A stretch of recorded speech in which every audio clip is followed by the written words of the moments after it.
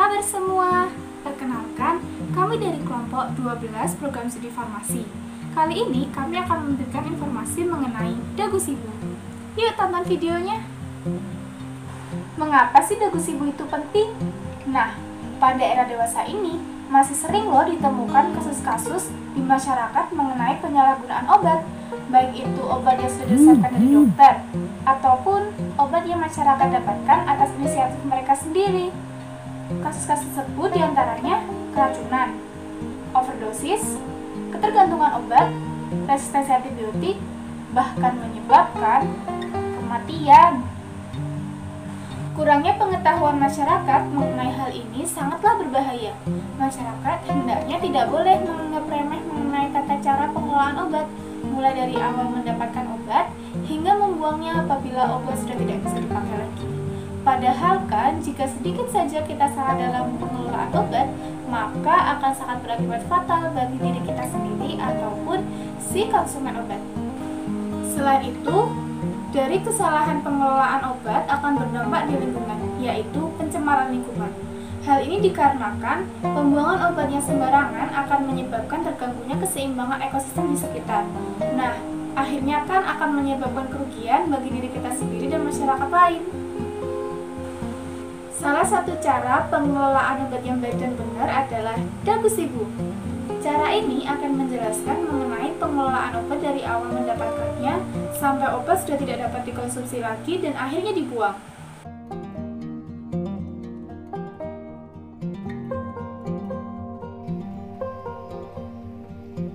Dapatkan obat dengan benar. Belilah obat di sarana resmi seperti apotik, toko obat berizin, klinik, atau rumah sakit. Saat membeli obat, ada beberapa informasi yang harus diperhatikan seperti nama obat dan zat aktif, logo obat, efek samping, khasiat atau kegunaan, nomor izin edar atau nomor registrasi, serta tanggal kadaluarsa. Berdasarkan logo pada kemasan, obat dibagi menjadi 4 golongan. Yang pertama, obat bebas. Obat bebas ditandai dengan lingkaran berwarna hijau. Obat tersebut dapat dibeli bebas tanpa resep dokter. Yang kedua, obat bebas terbatas. Obat bebas terbatas ditandai dengan lingkaran berwarna biru. Obat tersebut bisa dibeli bebas tanpa resep dokter, namun disertai dengan beberapa peringatan khusus. Yang ketiga, obat keras.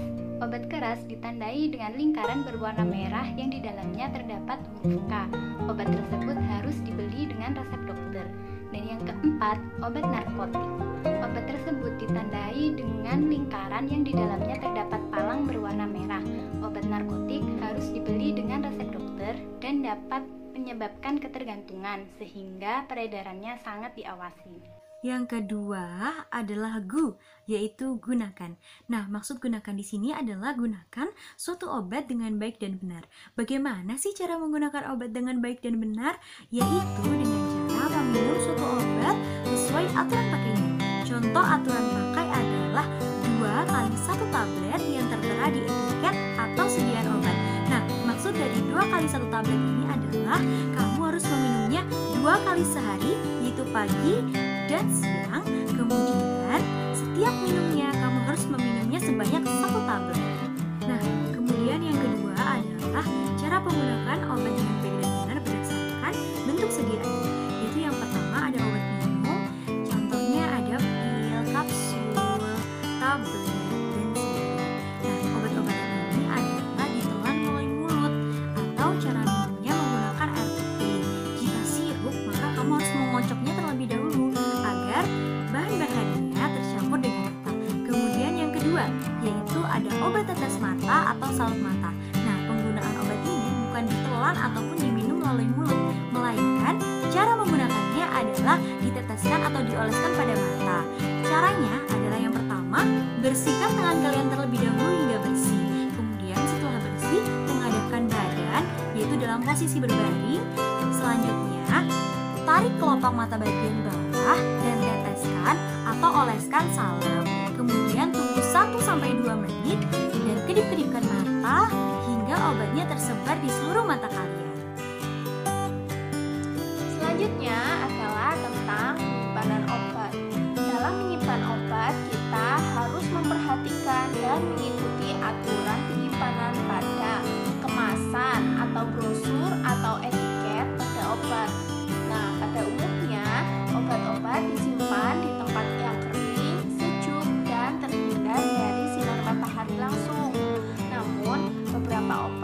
harus disimpan pada suhu yang dingin seperti suppositoria dan insulin. Nah, sebaiknya obat disimpan dalam kemasan asli dan jangan lupa dihindarkan dari jangkauan anak-anak. Yang keempat, buang obat. Apabila obat dalam keadaan rusak, jangan menggunakan obat tersebut karena tidak akan ada manfaatnya bagi tubuh kita. Selain itu, malah dapat menimbulkan keracunan. Yang pertama, jangan gunakan obat jika obat tersebut sudah melewati tanggal kadaluarsanya. Yang kedua, jangan menggunakan obat jika label pada obat sudah hilang. Yang ketiga, jangan gunakan obat jika obat telah berubah bentuk dan warna. Selanjutnya yaitu cara membuang obat. Untuk obat-obat yang berbentuk padat atau kapsul, sebaiknya dihancurkan terlebih dahulu. Untuk sediaan tablet bisa dengan cara digerus terlebih dahulu. Untuk sediaan cair, sebaiknya dilarutkan ke dalam air terlebih dahulu sebelum dibuang. Selanjutnya, obat-obat tersebut dapat dikubur di dalam tanah dan dijauhkan. Dengan demikian, dagu siku sangat penting untuk dipahami dan diterapkan di setiap lapisan masyarakat demi mengurangi berbagai faktor negatif dan kemudian akibat penggunaan, penyimpanan, dan pembuangan obat yang salah. Sekian dari kami. Terima kasih.